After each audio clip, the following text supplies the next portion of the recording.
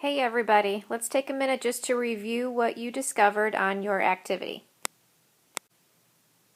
The triangles that you were looking at were considered to be isosceles right triangles, otherwise known as your 45, 45, 90.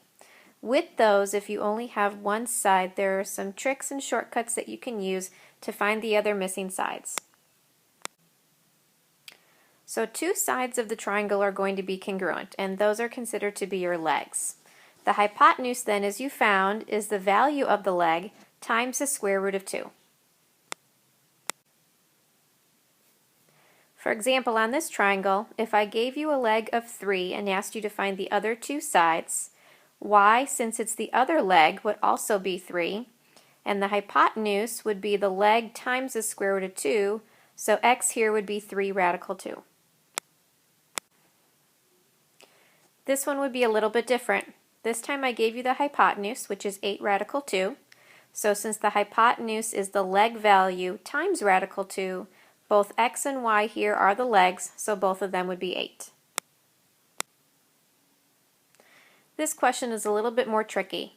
You'll notice that the hypotenuse, which is 2, is the one that's supposed to have the radical.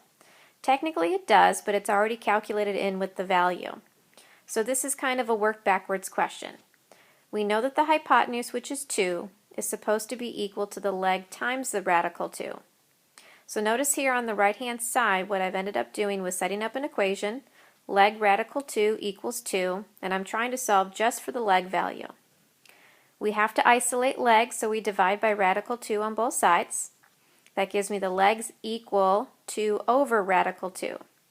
But as we've talked about with radicals, there shouldn't be a radical in the denominator, so we have to rationalize. I've multiplied both the numerator and the denominator by square root of 2. So that simplifies to the legs equal to 2 times the square root of 2 all over 2. But note that the two 2's on the outside, not under the radical, can simplify. So that leaves me with a final answer of square root of 2. If we look at then the answer, both legs would be square root of 2. If you want to think about a shortcut, look at what we did. We basically took the hypotenuse and divided it by 2. So 2 divided by 2 gives me 1. And then I attach radical 2 to my answer. Here's another example of the exact same question. Look at the hypotenuse. The hypotenuse is 16. If I asked you to give me the two legs, think about what you would do with the 16. 16 divided by 2 is 8, and you're going to attach radical 2 to that leg answer. So note that both legs here are 8 radical 2. So that should help answer any of your questions that you had on your investigation. Good luck on your assignment.